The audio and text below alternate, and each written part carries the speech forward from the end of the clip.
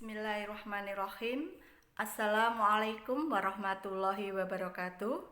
Salam sehat anak-anak. Bagaimana kabar kalian? Semoga kalian di rumah selalu sehat dan selalu semangat. Pada pertemuan kedua ini, Bu Yuni akan menjelaskan KD yang kedua, yaitu menerapkan pencatatan transaksi dalam buku jurnal. Pada KD pertama, minggu yang lalu, kita telah belajar untuk menganalisis dokumen sumber dan pendukungnya untuk disiapkan pada pencatatan buku jurnal. Pada KD kedua ini, tujuan pembelajaran yang akan kita capai yaitu kalian dapat melakukan pencatatan transaksi pada buku jurnal atas dokumen sumber dan pendukungnya dengan benar akun debit kreditnya dan benar dari nilai nominalnya sesuai SOP perusahaan yang telah ditetapkan. Tentunya kalian harus dengan teliti, jujur, dan penuh tanggung jawab. Sebelum kita akan melakukan pencatatan, kita harus mempersiapkan perlengkapan peralatan yang kita perlukan. Yang pertama yaitu ATK pasti, yang kedua alat hitung kalkulator, kemudian yang ketiga lembar-lembar dokumen yang harus disiapkan atau harus ada, yaitu dokumen sumber yang telah terotorisasi, kemudian lembar jurnal yang diperlukan, kemudian lembar buku besar pembantu, dan lembar daftar saldo buku besar pembantu. Setelah kita mempersiapkan perlengkapan dan peralatan semuanya, kita berikutnya memahami tentang alur langkah yang harus kita lakukan dari mulai tahap awal sampai tahap akhir yang akan kita kenal dengan SOP. Dalam SOP memproses buku jurnal, yang pertama yaitu siapkan lembar kerja dan ATK-nya. Yang kedua, siapkan daftar saldo yang telah terotorisasi sebagai bahan datanya. Kemudian yang ketiga, catat dokumen sumber yang telah terotorisasi pada buku jurnal.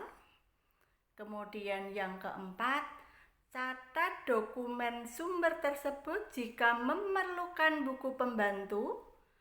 Yang keenam, buatlah daftar saldo dan jumlahkan dengan benar. Kemudian yang terakhir, tanda tanganilah atau otorisasi, legalisasi pada setiap hasil lembar kerja yang sudah selesai dibukukan. Jika kita buat bagan SOP-nya untuk memproses buku jurnal, bisa kalian lihat di situ bahan data yang akan kita proses berupa transaksi dan dokumen sumbernya. Kemudian akan kita actionkan 5 langkah, yaitu catat pada buku jurnal, catat pada buku pembantu jika memerlukan, kemudian buat daftar saldo buku besar pembantunya, jumlahkan kolom debit kreditnya dengan benar. Yang kelima, legalisasi hasil pekerjaan pembukuan. Begitu anak-anak, untuk KD kedua ini yang harus kalian pahami dengan benar sebelum kita nanti akan melakukan praktikumnya. Jadi SOP, alur, langkah-langkah, urutan, siklus untuk memproses dokumen sumber ke buku jurnal itu harus kalian pahami dengan benar. Kalian maknai dengan benar sehingga kalian dapat melakukan pekerjaan kalian dengan benar.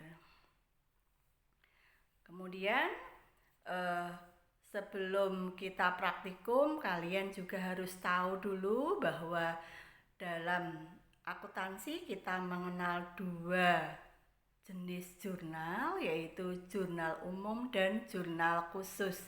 Di mana di sini ada perbedaan, di mana jurnal umum itu bisa digunakan untuk mencatat berbagai macam jenis transaksi.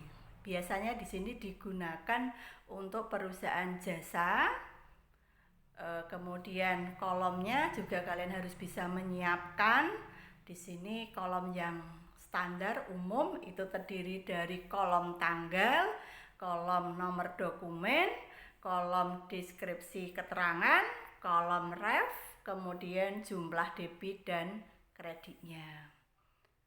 Kemudian penggunaan jurnal umum saya tekankan kembali lagi, biasanya di sini untuk volume jumlah transaksi yang relatif sedikit, tidak terlalu banyak, sehingga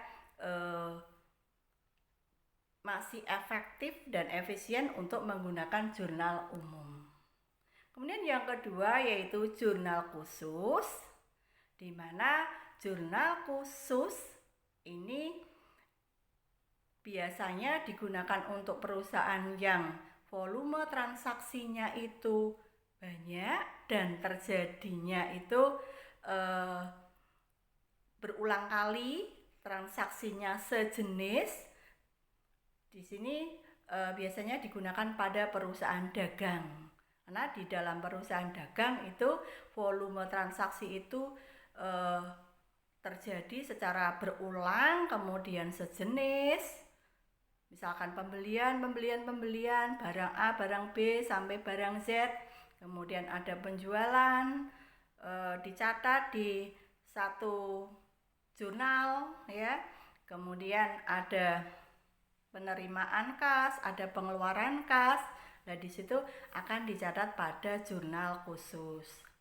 Kemudian untuk kolom jurnal khusus di sini tidak mutlak, bisa disesuaikan sesuai kebutuhan dari transaksi yang terjadi di perusahaan tersebut.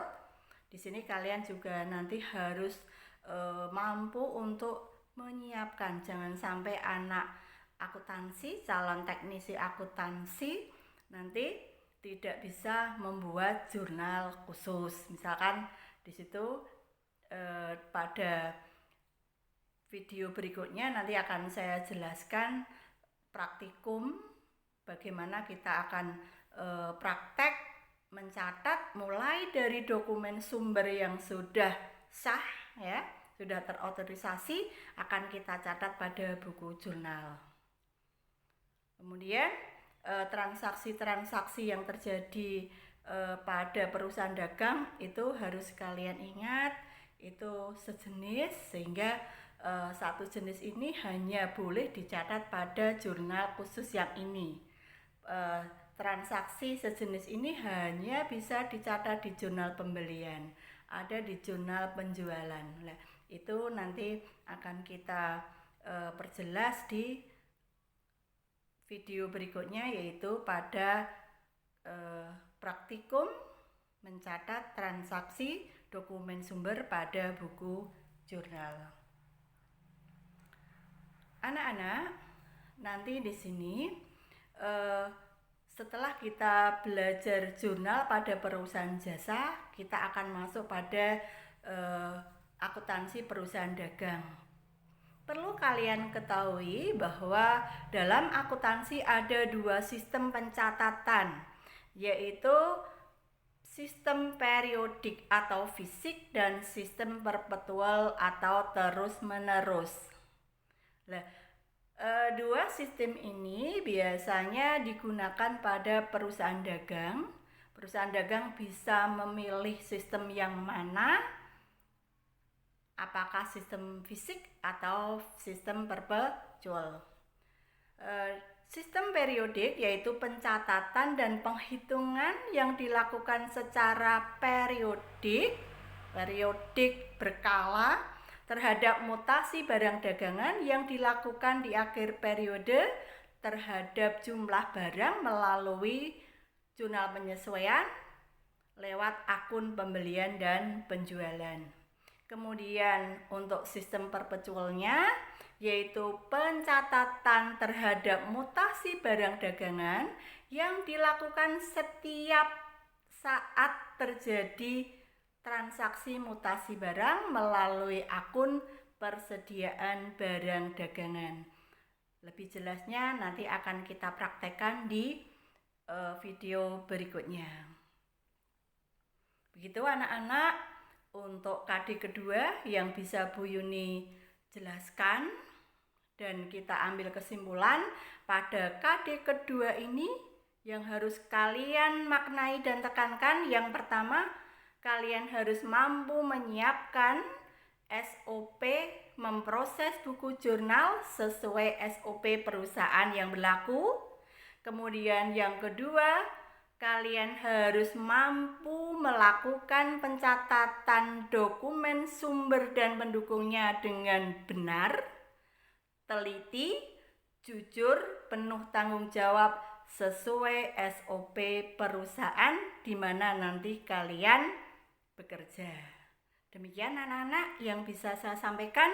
Jika ada yang kurang jelas bisa kalian tanyakan lewat grup kelas, ya. Sampai jumpa pada video Bu Yuni berikutnya, yaitu masih dalam KD kedua praktikum melakukan pencatatan dokumen sumber pada buku jurnal. Wassalamualaikum warahmatullahi wabarakatuh. Selalu semangat, salam sehat, salam juara.